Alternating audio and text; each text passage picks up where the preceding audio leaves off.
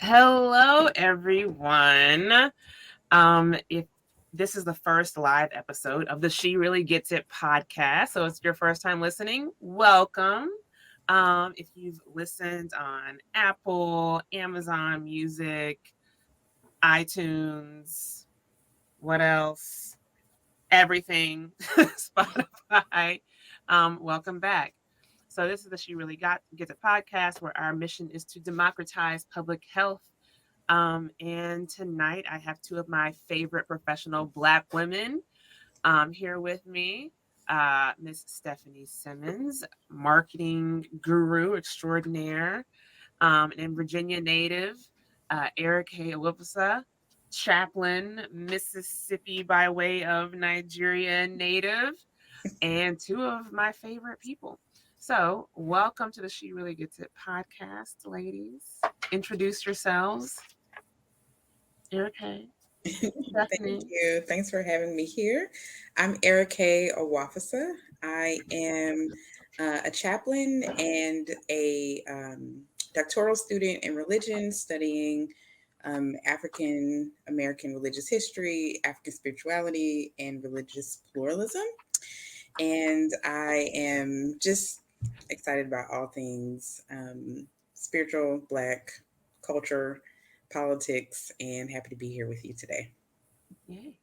Stefanie, PH Stefanie. PH Stefanie with Hi, I'm Stefanie Simmons. I am a digital marketer, as Stefanie mentioned. I've worked in the healthcare industry for 12 years now, doing digital marketing projects. And I'm really passionate about just how we make healthcare more accessible and equitable, especially for people of color, and how we can kind of bring together all of those parts of the healthcare industry, whether it's payer, providers, to make that possible. So thanks for having me here, Stefanie. Yeah, thank you for being here. And on tonight's episode, we're going to talk about a few topics.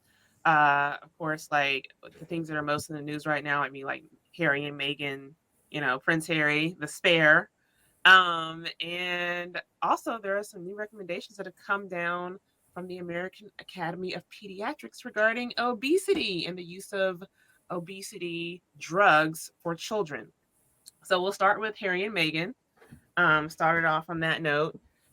I have watched the full Netflix documentary. I've started to read Spare. I listened to all of the interviews with Prince Harry. I have my own thoughts about I think the first thing that comes to mind is that there's lots of thoughts about Meghan,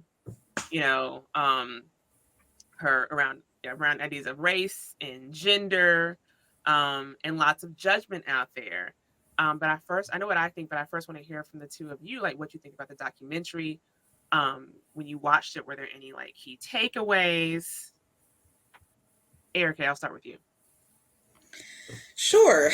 Well, I am kind of taking a social media lean break. But one of the hot topics that I always see, of course, is Harry and Meghan. I've seen Harry kind of do a few interviews here in the American media circuit, and I've secretly always been intrigued. I mean, I know I am a proponent of decolonization, which I am. But personally, I think culturally, what his mother kind of contributed to American culture, as far as just from everything to like fashion to a lot of her philanthropy work, and just kind of rebelling against that family's kind of empirical controlling system. I've always been a fan. So I've kind of been rooting for Harry. So I am not completely finished with the documentary, but I have been watching. The first thing that came to mind was it was a little difficult to watch for me. Part of it was the grief that comes up from him losing his mother, and how it's still kind of a just major feeling when I think about Princess Di, and when I think about the royal family, and I think about she is central to that story.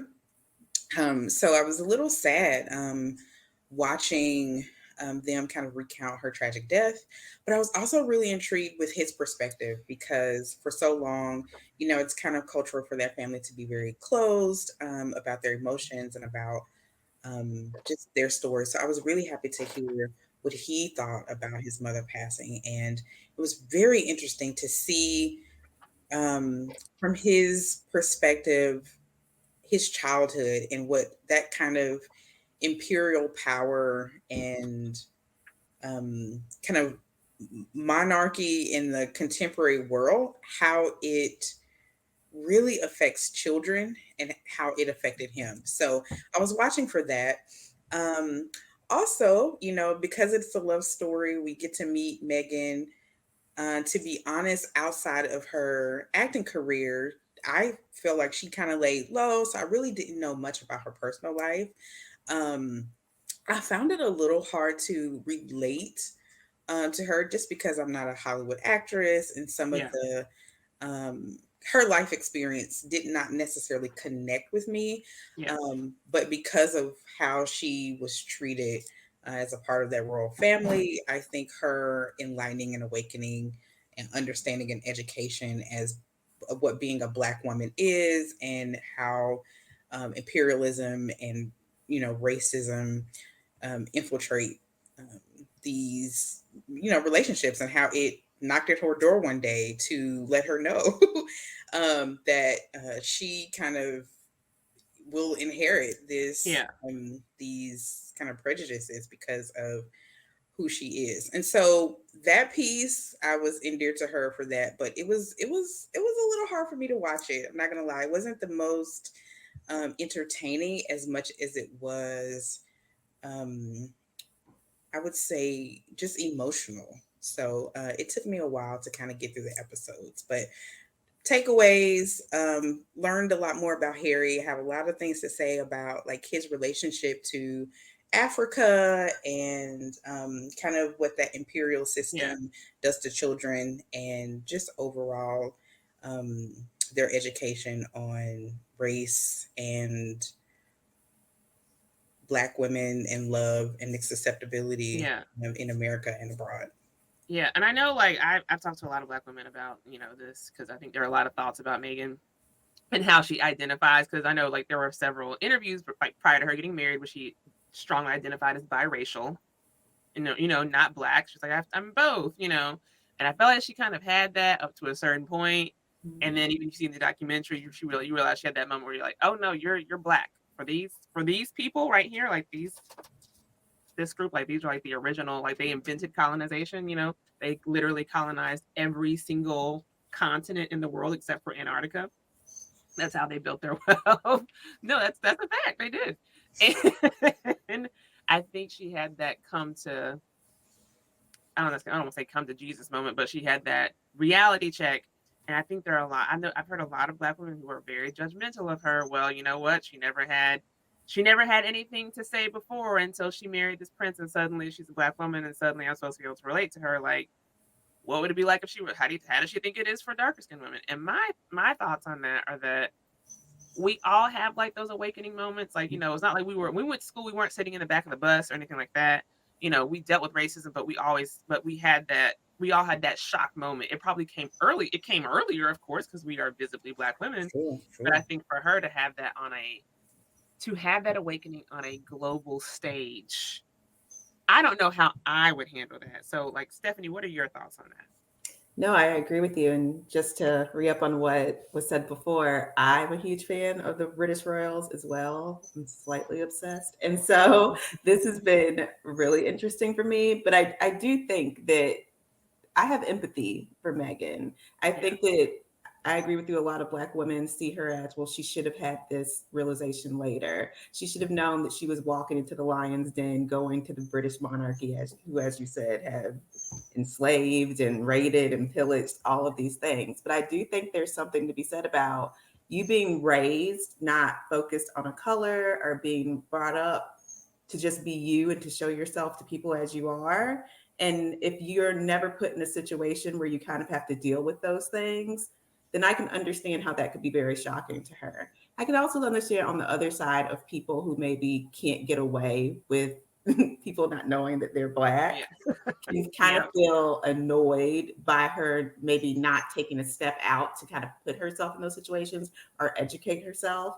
I know I read an article the other day that was trying to describe why they were annoyed by Meghan.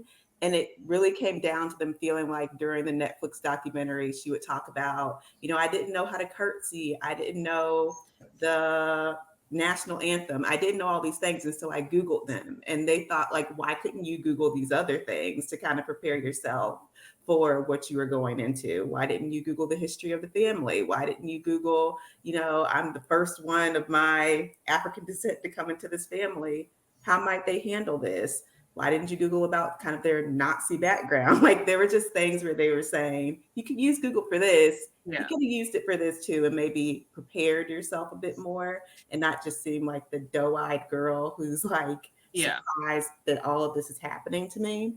And No, I get both sides, but I yeah. do like really empathize that if you're coming into something and you think you know who you are and how the world sees you at 30, however she was, that Yeah. to get there and realize like all of that is not accurate, at least Yeah. in this point of view, that it could be like really startling. Sure. And the Yeah. suicidal thoughts and everything that she says she has, I totally believe her and I understand how she could get there. Yeah. And also, I think if you look at her friend circle, you watch it, you see your friend circle, right? I was like, she had an all white friend circle. Like, I think she was a part of, she was a member of a white sorority. Like, Mhm. who's gonna tell her? Like, they're not gonna tell her that. They're if they're giving her advice, they're giving the best advice that they know, right? Right. And her friend circle was all white women. And I think Serena Williams might have been her first Black female friend, like other than her mother. Like, that was the vibe that I got. I don't know that that's true. I'm not stating that as a fact, but I was like, there's a certain level of empathy I feel like. Can I like relate to her? I was like, no, we have very different experiences of Black women. But for me, I think I get triggered when I see specifically when I see gross old white men saying they want excrement thrown on her naked body and make her to march through the streets. Then I'm kind of like, okay, dude, like, okay, I'm gonna check that. You know what I mean? Like that, I'm gonna check, like, because I'm like, clearly, like, you're coming from a perspective where you are very much anti-Black and you very much hate women. Like, that was very much when you're talking about her in that way. You're definitely talking about every Black woman in this room or in this world. That's how you feel. You're letting it be known on the world stage, and the fact that someone even printed that. So even if I didn't like her, I'm still gonna like defend her. It's kind of like, I can talk about my family, you can't. Yeah, Yeah. that's the same endearing, protective feeling I have too. Because being aware of my Blackness very early, and being a Black woman, um, as I grew and kind of saw these instances of sexism and racism very plainly. I mean, even some of, like our mothers or our aunts or, we read about them, but it's different when you personally experience these things. And it is startling, and you have to kind of recalibrate to see what tools do I have to deal with this or how can I recognize this. So Yeah. I think we had a common, the racism was a common enemy. So I wanted to Yeah. protect her in those ways. I'm really happy the way she's handling the awakening. I too have grace for her in that I know how vicious, that empirical colonized system can be. I mean, we all see in different ways, and we're going to even talk about how all of the ways in our lives that it shows up. But because of that kind of death dealing, very vicious, coldness, um, I wonder, was she almost purposely kind of shielding herself from that for so long in her life by, you know, just embracing mostly her white identity and her aesthetic. I'm wondering, did she just not want to face that early on, or was it like ignorance? I don't know. But when she did see it, I am happy that she chose to fully embrace education, to learn and to kind of expose in a way, because that's Yeah. courage. to expose, simply telling what happened to you, to kind of break down that fourth wall on this very private, untouchable family Yeah. system, Mhm. to simply, tell the truth and to name it as racism, to name it in the ways that she did, I think is an appropriate response for that, but also just a very courageous response. So I think maybe she would go back and do some things differently, or maybe Yeah. she has become more aware of ways that she may have avoided these kind of cultural clashes. Yeah. But nonetheless, I hope her eyes are open, and she is kind of a link or a bridge to white women who, who could probably maybe, see this cycle through what she's gone through. Yeah, honestly, you made me think of like one of my friends from LSU because she was very, very fair skinned, and one of our male friends used to always make the joke that she was the link to the white world. Honestly, when you said that, it made me chuckle a little. Hey Jessica, if you're listening. But I love all my light skinned friends and family members. I love you very much. One thing No, I but found interesting though, yeah, Stephanie, was I think it was like the second episode of the documentary when they talked to her mother, who you rarely hear from, yeah, Doria.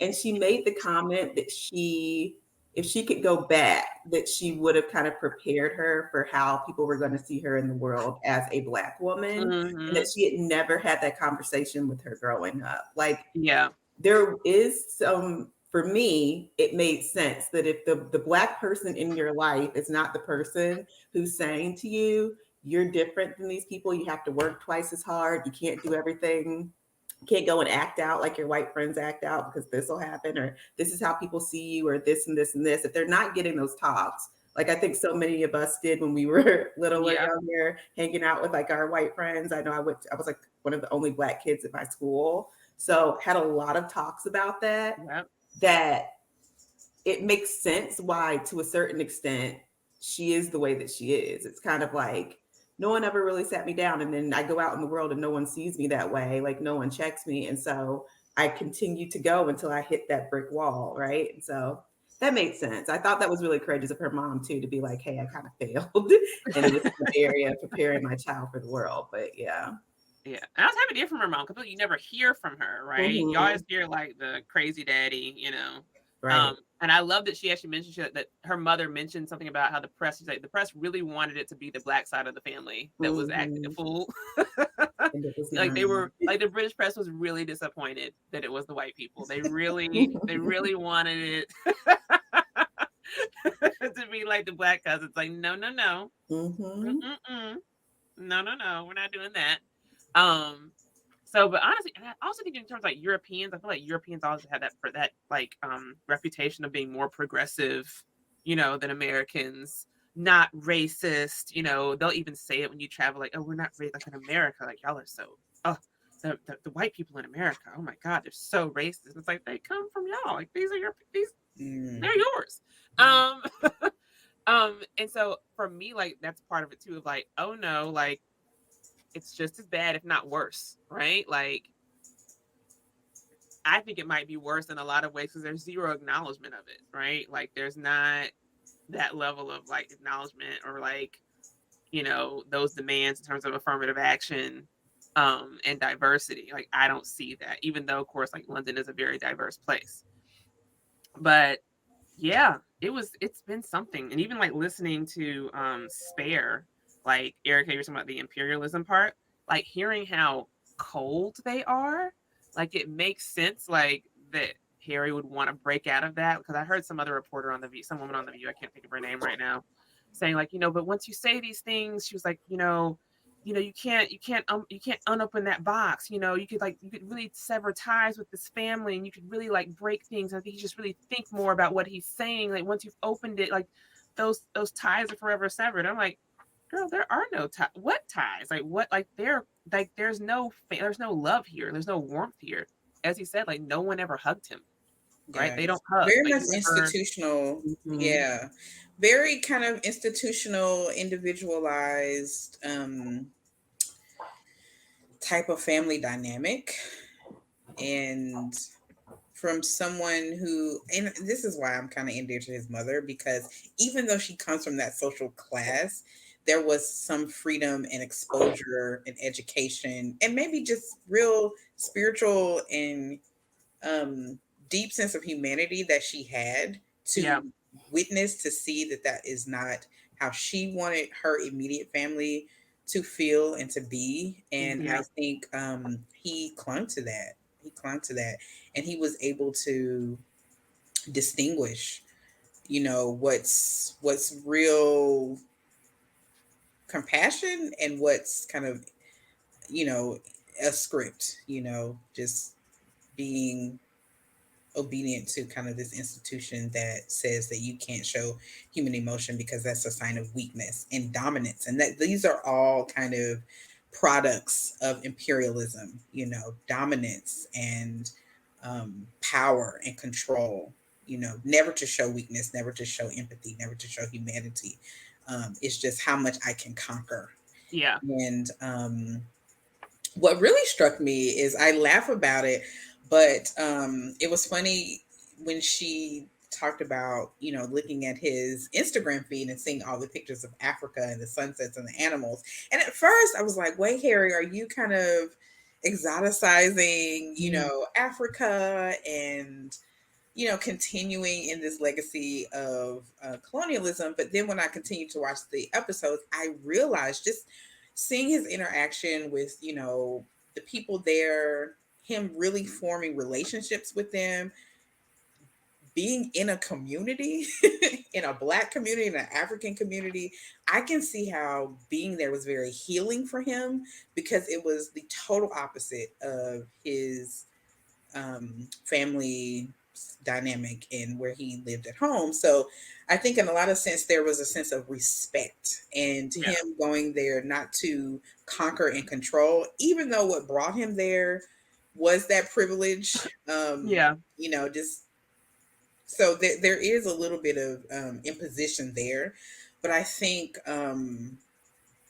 just seeing him kind of interact and seeing all those clips really showed me that there's a sense of that Africanity that he respected and that he maybe longed for and felt peace there in that place. So I'm not surprised that he would, you know, be maybe, and I might be like assuming here, but I'm not surprised that he would be drawn to, you know, a Black woman. But just surprisingly, because of her privilege, her access led her to him, and Yeah. you know, she's not the typical Black woman. So I'm sure that was. I'm really Yeah. curious to know what he kind of felt about that, but um, he got an education right along with her. Yeah. You know. Yes, because and he brings up the fact that you know, and it kind of makes you think of like honestly white people in global health. There's something that he says about, he mentions in one of the episodes, he's like, you know what, I went to Africa, you know, saw all these countries, met all these people, and I thought I knew what life was about. I thought I understood different cultures. I thought I understood race. I thought I Mm, understood all of these things. He was like, until I went through this, until I married Megan, right? I got in this relationship. All of a sudden, I saw the ugliness. I saw the racism. I saw how relentless it was. He's like, because I did not know. He's like, I thought I knew.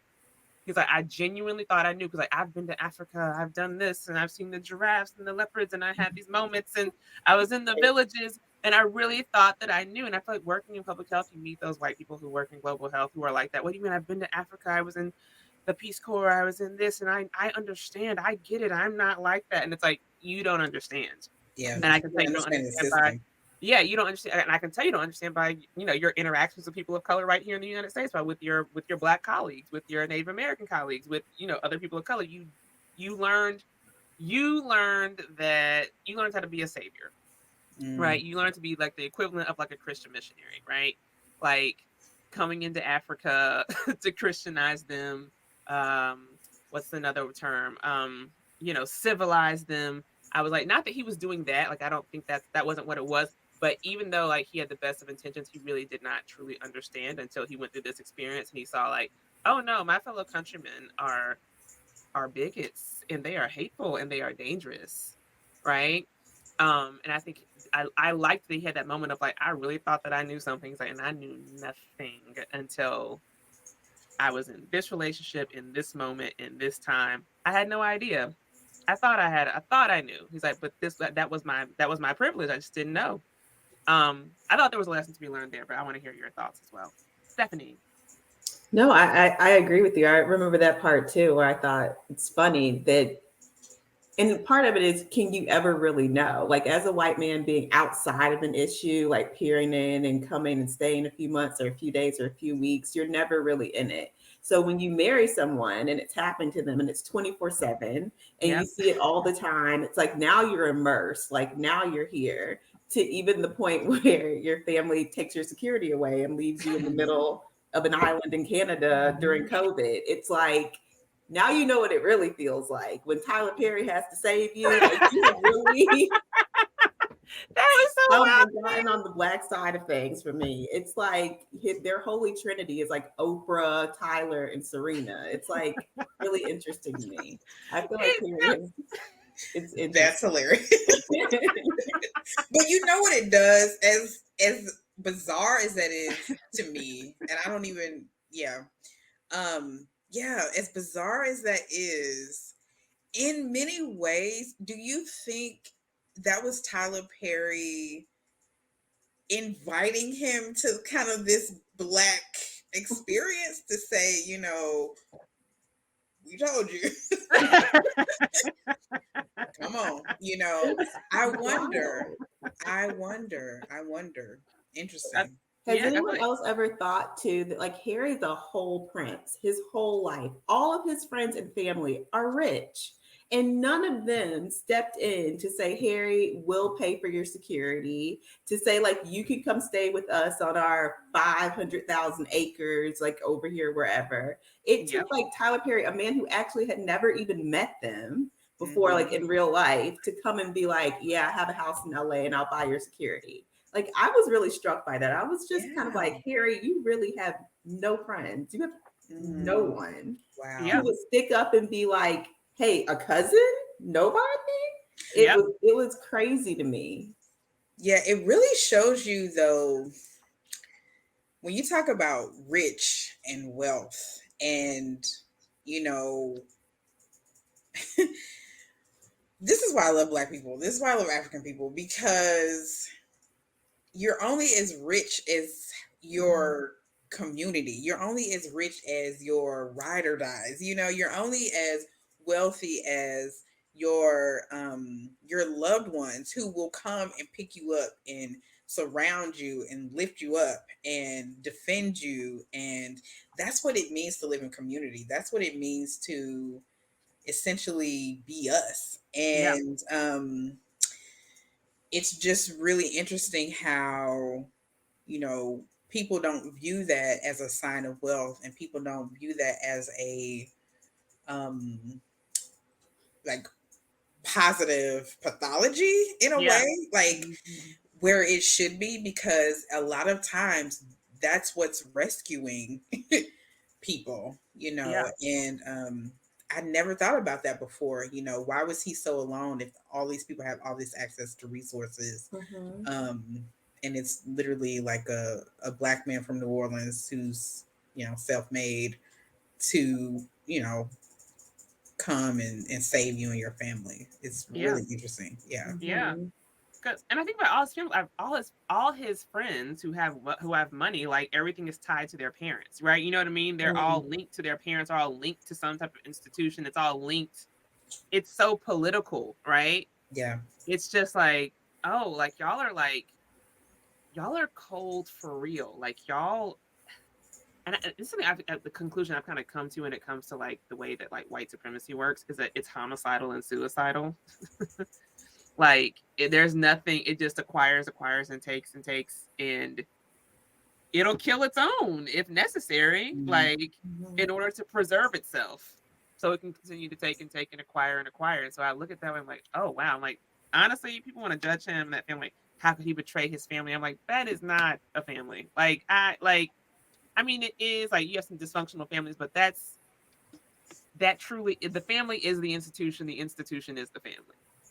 right? And you realize, I think you Mhm. brought this up to me, Erica, like the other day, like that their grandmother could have changed that, right? She could have protected those kids from the media and the press and chose not to. Yeah.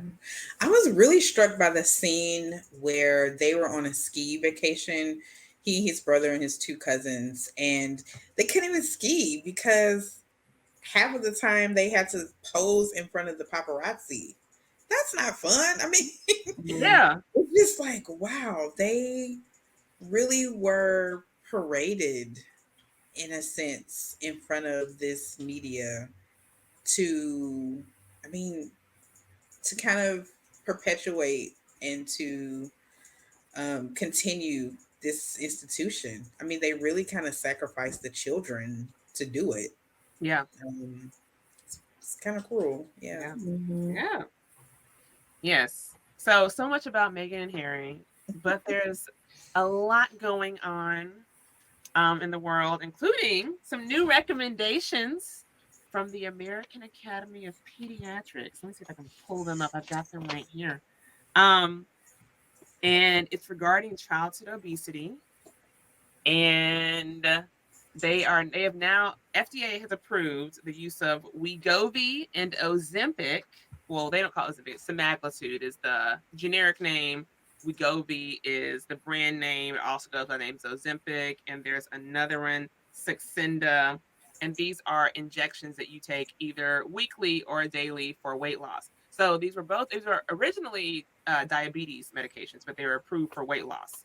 And so now they approve them for children 12 years and younger. They've been approved for Wegovy and Saxenda.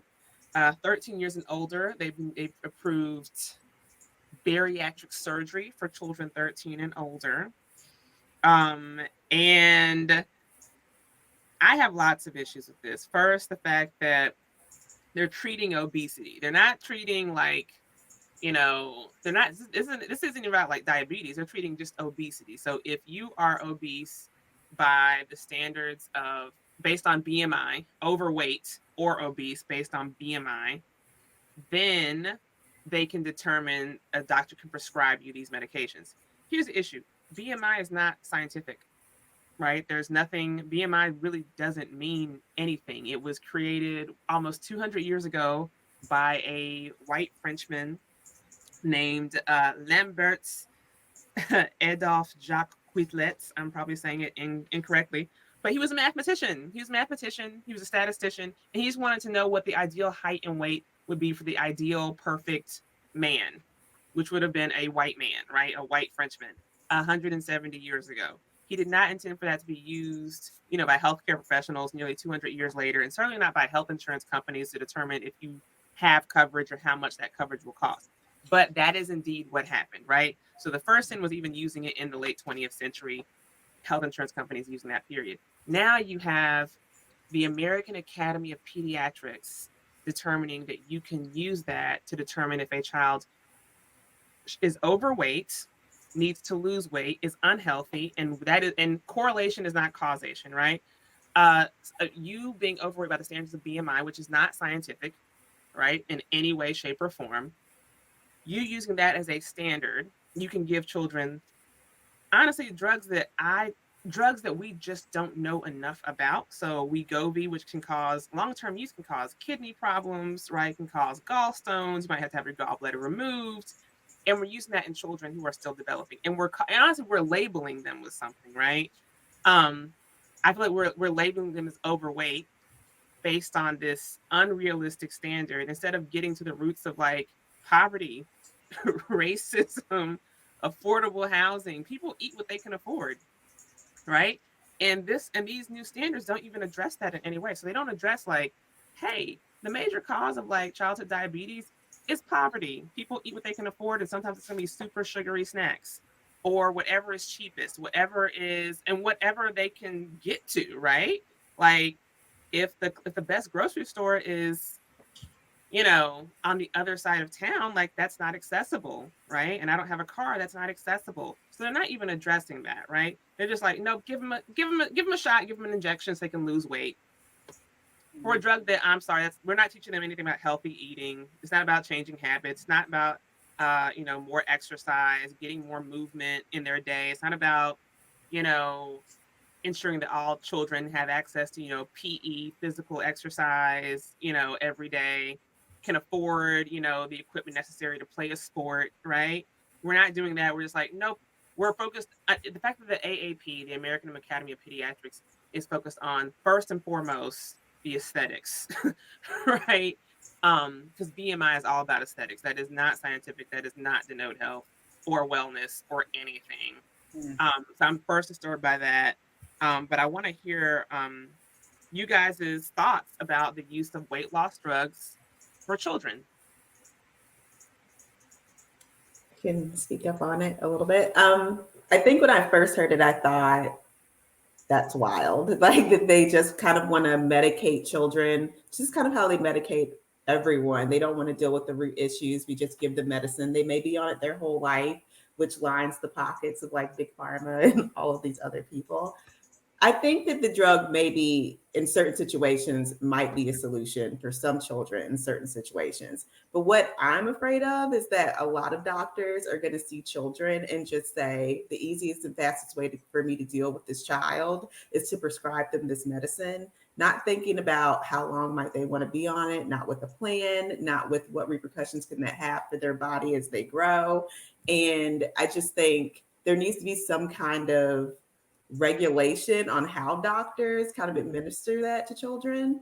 And there needs to be like a step like, hey, we'll deal with the root cause first. Have we tried a diet? Have we Yep. tried an exercise plan? Have we done these things? Okay, we've done that. Okay, it didn't work. Maybe now we try medication. But I don't think that that's going to be the way, knowing the way that America typically works, that that's going to happen. And so that's kind of what scares me about it.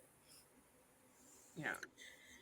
Yeah, I think it kind of just another way for us to kind of pathologize, Black children, and just another barrier to see them as a problem when it is a standard that was not created for us and um, may not be applicable to us. So I'm scared just knowing the the non-diversity in healthcare, Yeah. even with the most well-meaning providers, it's just ingrained in our medical system, in our medical education, to not be intersectional. There is one type of framework that we work for, and typically it is not geared towards people of color in any aspect of our lives. Yeah. So I am worried about, the people who would be most affected by this, which would probably be, poor children or children who, do not have access to proper health care. And Yeah. even maybe, well-to-do and middle-class Black people too, Yeah. who kind of might see their access to healthcare as a benefit, but not thinking how these drugs may affect their particular bodies, because what Yeah. works for the majority may not work for you. Yeah. So I'm really glad that you're kind of raising some awareness about this. I will say that to your point of obesity, I'm sorry, the BMI being more aesthetic and not scientific, is something that blows my mind, because for years, we've been measuring ourselves to this BMI. Oh yeah. Um, and just knowing that health and all of the programs and all the initiatives that combat child obesity, I'm even thinking of like Michelle Obama's initiative Mm. for child obesity, that did not necessarily have a kind of race component. It almost was targeted to Black children. Yeah. And so I'm just wondering how we can raise awareness about obesity, but also, you know, level it with an understanding of these kind of capitalist and racist systems that prevent disease. I'm sorry, that prevent health in Yeah. our communities. So it's really easy to kind of just, say, hey, these kids are a problem because they're fat. But at the same time, are we looking at where's the nearest grocery store? Where's the Yeah. nearest education? When did you learn Yeah. about vitamins and supplements? Is Yeah. that something that you learned as an adult because you were sick and you had Yeah. to find out about it? Or was that something that you learned very early in life? Yeah. I don't recall really having that formal education on, food and health. Yeah. Um, so a lot of it is just access related, and I'm worried. I'm Yeah. worried that providers won't see little children as humans, but just a maybe dollar signs, and B, just problems, Yeah. instead of the kind of the backstory and the cultural components that go with it. So Yeah. yeah, be And careful. also, like, there's a lot of fraud, waste, and abuse in healthcare, right? Like there's some great doctors out there, there's some great nurses out there, great nurse practitioners out there. There are also some very unethical ones out there, right? And when I think about places like where, I'm like where I'm from, like Mississippi, Louisiana, you have a lot of fraud, waste, and abuse in places like that, Mm, and especially when it comes to people that are on Medicaid, Medicare. Um, it's really, I think, like you said, it can get very dangerous. So people prescribing things without looking at the whole child and like, what is this going to mean for them 5 years from now, right? long Right? term, sure, Long yeah. term, and children have developing bodies. It's very different prescribing something Mhm. to an adult versus prescribing it to a child, right? When I'm thinking about I'm thinking about kidney health, right? Like that's the child isn't thinking about that. Like they're focused on the aesthetics, right? Because children are inundated with so many images of what they're supposed to look like. Like every child's supposed to come out looking like a damn brat stall. You know what I mean? And so having a doctor or healthcare provider say like, "Oh, you're overweight. We're gonna fix this. We're gonna fix you. We're gonna give you this quick fix." To fit a certain aesthetics, to be a certain way, as opposed to let's talk about adding things to your nutrition. Like they're not talking about that. Like y'all not talking about we need to add nutrition to your diet. We need to add fruits and vegetables to your diet. Let's not even talk. We don't even talk about taking things out of your diet or cutting anything out of your diet, right? Hmm. Like that shouldn't even be the type of discussion with the child. Like, what are we going to add to the diet, right? The best nutritionists, and I found more nutritionists of color as I've gotten older and tried to, really think about like ways in which my eating has been disordered in the past, right? Focusing on the weight loss, on looking a certain way, having a certain aesthetic, right? Because that kind of, I remember knowing about diets as like a little kid because you see it on television, Slim Fast. Like, I feel like when I was growing up, everyone's mom was on freaking Slim Mhm. Fast or something. I remember telling like one of my aunts, like, yeah, I'm on a diet because I kept hearing all the women around me say it. So I was like, I want one too. I had no idea what it meant. Mhm. I didn't know what that meant. I was like 6. I was like, yes, it sounds like fun. Everyone's doing it. I want to be like the big lady, like the big girls, right? So I did. I was like, I want to be like the big girls. I want to be on a diet too. Ooh, sounds like it must be fun. Everyone's doing it, not Hmm. knowing, that that's what I'm being inundated with and almost programmed to believe is normal. Like you're supposed to constantly be restricting yourself. So to have like this is before those drugs existed. So now with this and with the American Academy of Pediatrics recommending it. I'm looking at them now between that and I did another episode before on head lice and them saying that children can go to school with head lice last year. I'm like, what the fuck is going on at the American Academy of Pediatrics? What the hell are y'all doing? And they are Mm. welcome. They are representative. They are welcome to come on the show and explain themselves because I want to know. I'm open. I I'll think that's listen. a fair question. I looked up because I wanted to know how much the drug, the Wegovy, am I saying that right, costs, Mhm. and it's $1,600 a month, and that's I don't know what it is after insurance, if you can get insurance, but I did read that people are having a hard time getting insurance to pay for that, specifically for it as a weight loss pill. Yeah. And so I'm just thinking, as they're prescribing these things for these children, whether they Mm. have health insurance or don't, like who can afford an additional like $1,600 a month for a weight loss pill for a child? It, Yep. it seems extreme to me. On many levels, yeah. And I Like, look at the FDA too. I'm like, FDA, like, listen, y'all are already responsible for OxyContin. And we know what a shit show that yeah, is. yeah, You would think that they learned something. You yeah. know, We need some maybe. ethics. Yes. Yeah, They is sure. there an ethicist on staff at the FDA? Probably. No. And I I'm don't not trying know. to because I know that I know there's some great people that work at the FDA. I have some really nice friends that work at the FDA, right? Mhm. However, this approval process, Yeah. come on, right? Like, and I'm seeing this on TikTok, right? The Kardashians are all on Wegovy and they look like actual skeletons walking around. Like, what in the world? Yeah. And you know what? Just to talk about their influence a little bit, positive or negatively, they have a huge influence. Even for the girls who are saying, I got my own personality, I'm not a follower, I'm a leader. Everything from like how we curl our hair to like how we contour our face, all of that is influenced by that family. There is some, I mean, if you kind of just look through the line of reality TV and their impact on just everyday, I mean, bodycon dresses, just so much of the like American modern aesthetic is filtered through that family. And I hate to like give them all that credit, but when I look around, I'm like, every, I see a lot of people trying to look like that, talk like that. And even people who are,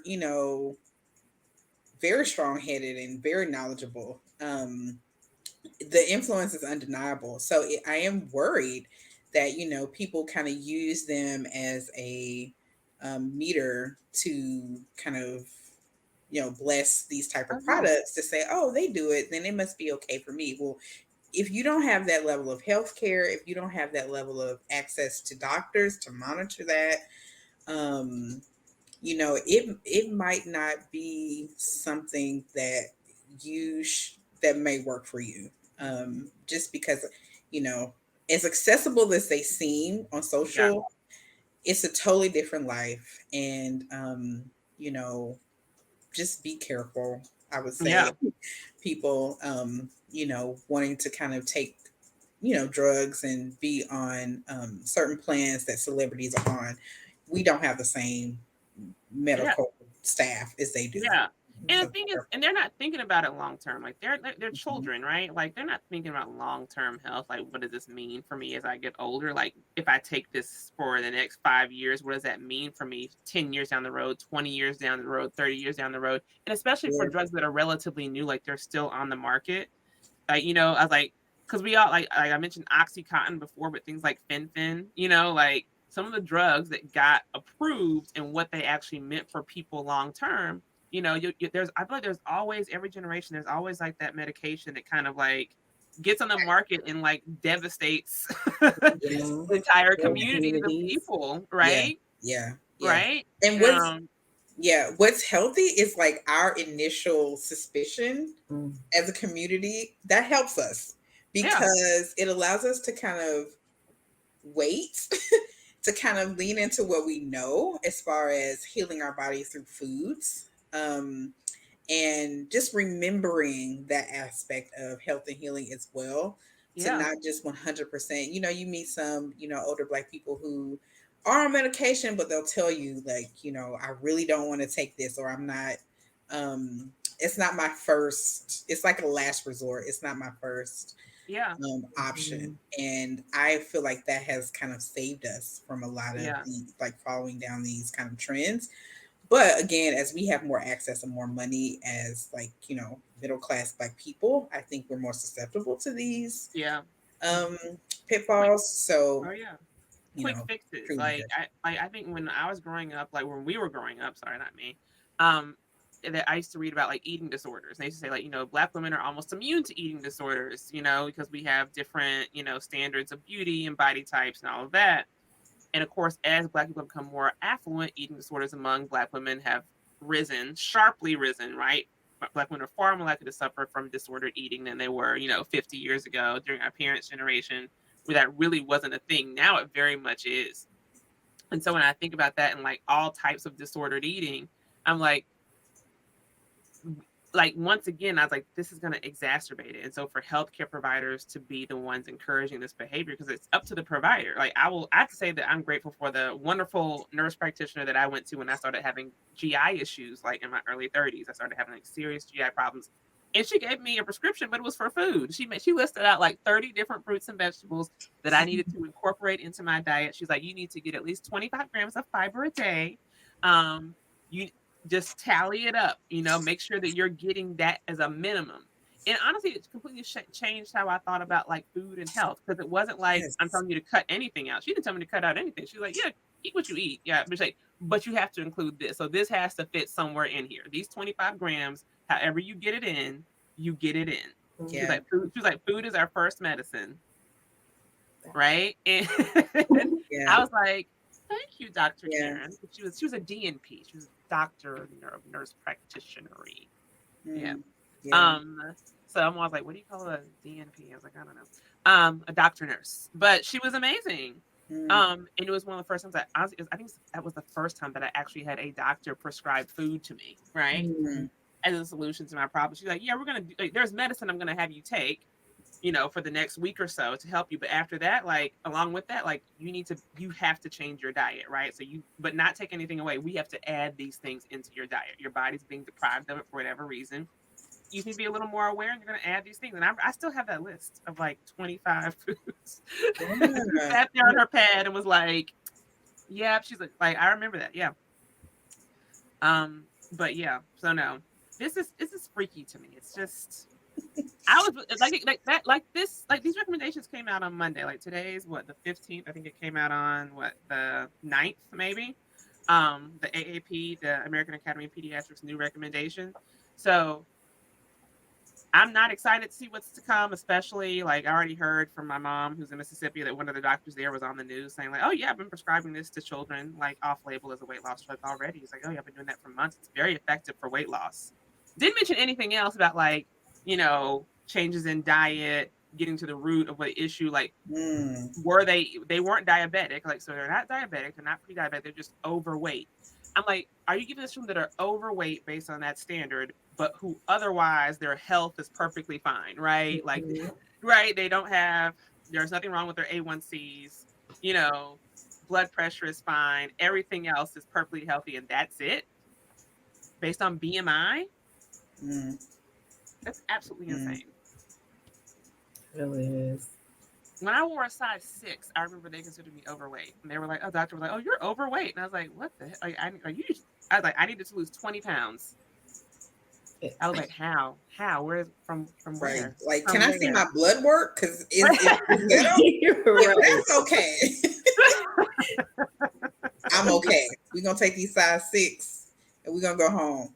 Yeah. That's wow. That's crazy. Oh, yeah. It's absolutely bizarre. And health insurance companies use that. They still. But you know what? Just I'm sorry, and I don't know if Stephanie's going to chime in here. All of this for me, and everything kind of comes through like this lens of racism and sexism.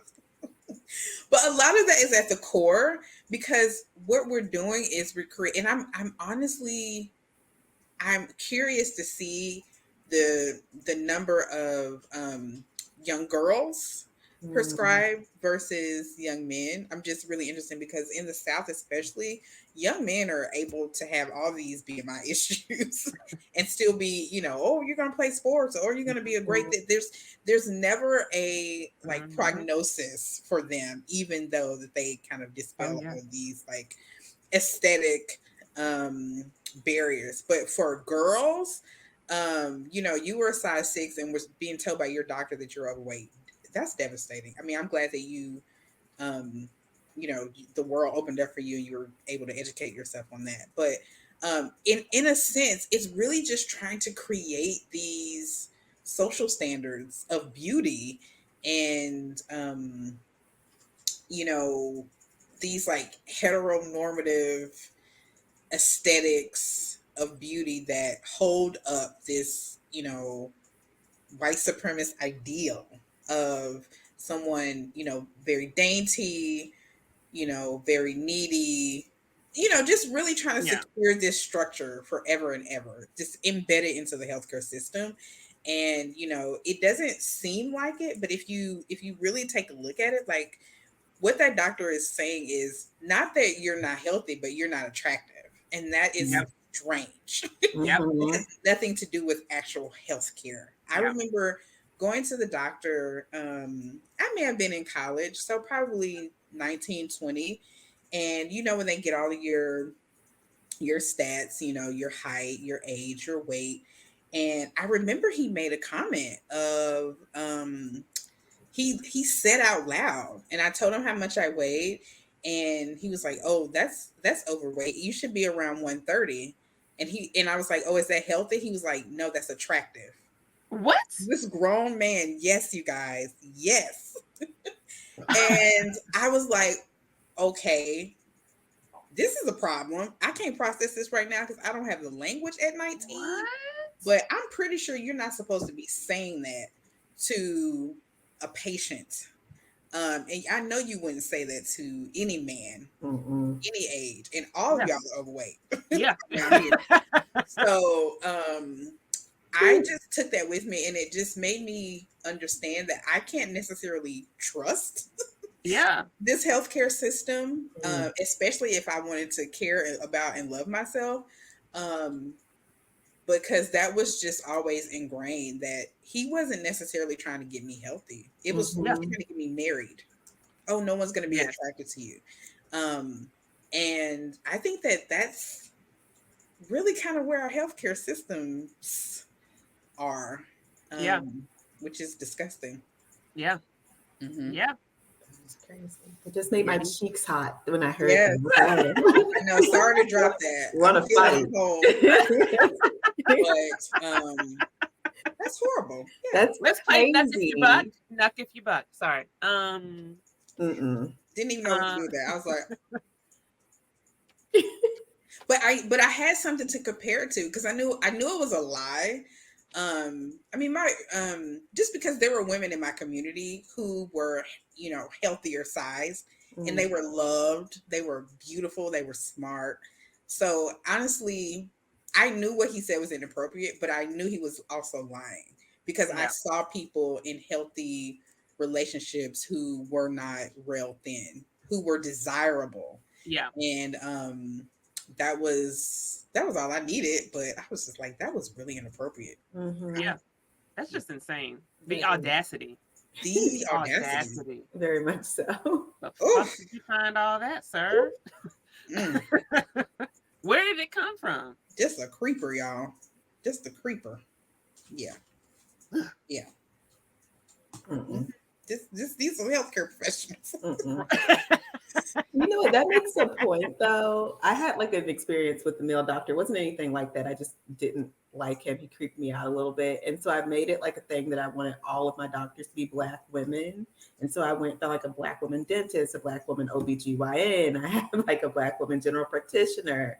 I need a Black woman who's, give me the word, they do skin. Dermatologist. I'm looking for one of those. But since I've like switched, it's been such like a different experience for me. Just being able to talk to someone who is like, I understand where you're coming from and who will listen and who's like not quick to like try to rush you through or out the door or dismiss what you're saying you feel or you think. Like they're actually like, okay, tell me about what you feel. Where does it hurt? How does this feel? And they actually take the time to listen to you. It's been like a totally different experience. Yeah, I agree though. I completely agree when it comes to like finding like that Black GP, that Black dentist. Like I now have my first Black woman dentist.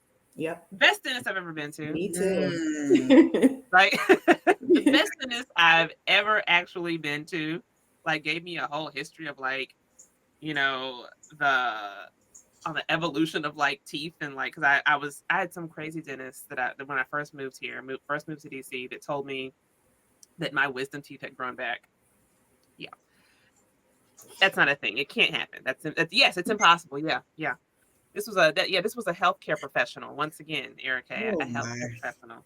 And so I found this amazing dentist, and I told her about it. She was like, "They said what to you?" She's like, "Where did you go?" She's like, "That's not a thing." She was like, she went through the whole like, you know, the entire history of like teeth and what wisdom teeth were. She like literally gave me the evolution of like teeth.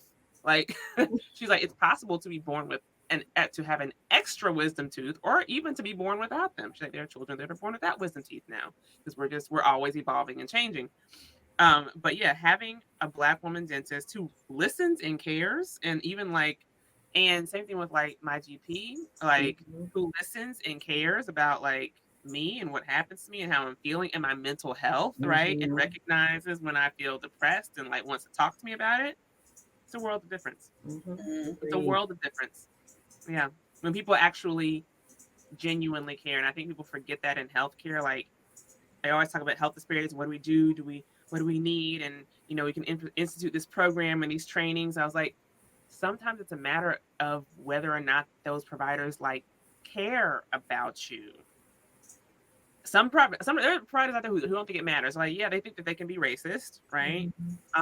And it doesn't matter that they can provide everyone with the same care. I was like, no, you don't. Whether you recognize it or not, you don't, right? There's something to be said about what happens when you genuinely care about someone. And yeah, if you've been raised to think a certain population of people is less than you and you just don't care about them, yes, it's impacting the care that you're providing. Absolutely. How could it not? Just because you don't get that feedback, because everyone is giving you feedback, because the majority who is white, right, like you, or of the same race as you, like, so, because that's healthcare. Healthcare is majority white. There are actually very few Black doctors out there. They really are. Like, they're a very small percentage of doctors. I'll need to look it up, but it's not a lot of Black doctors out there in the United States.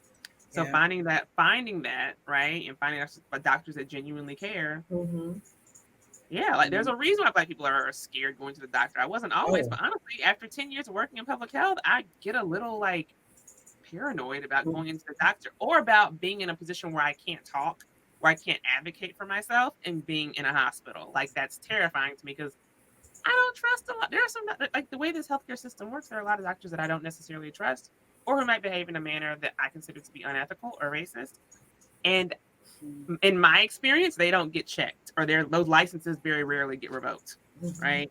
And I might talk about this later, but like there's an incident here in the DMV with a midwife that was openly racist, but the Virginia Midwives Alliance doesn't consider racism to be a reason to revoke someone's license. So she's remained licensed. But yeah. But y'all, this has been amazing. Yeah, I really enjoyed the combo. Yeah, this is the first. This is the premiere of the first. This is the first live episode of the She Really Gets It podcast. I enjoyed being on it. Yeah. Me too. The inaugural episode. Let's do it again. We will do it again. Prepare yourselves. Okay. But no, this was a lot of fun, ladies. And to close out, we talk about nutrition. I want to talk about different nutritionists to follow, because I know in my journey of like learning more about healthy food, I started like following different nutritionists. So on Instagram, you have at your.latina.nutritionist. So at your Latina nutritionist, who I highly recommend. So at your.latina.nutritionist and at black.nutritionist, who encourage people to, add to their diet as opposed to restriction, encourage you to eat your cultural foods while maintaining a very healthy lifestyle. So yep, there it is up on the screen. That's at your Latina nutritionist. Please don't get mad at me for my mispronunciation just now. And at black.nutritionist. And of course, there are several more that you can find online who really are doing great work out there when it comes in the wellness space and in the nutrition space in terms of like diversifying and decolonizing nutrition. So ladies, thank you for coming on. And for those that are listening in, thank you so much for listening in. And please write in about any questions, comments, or concerns. And if you think you really get it, send in some answers.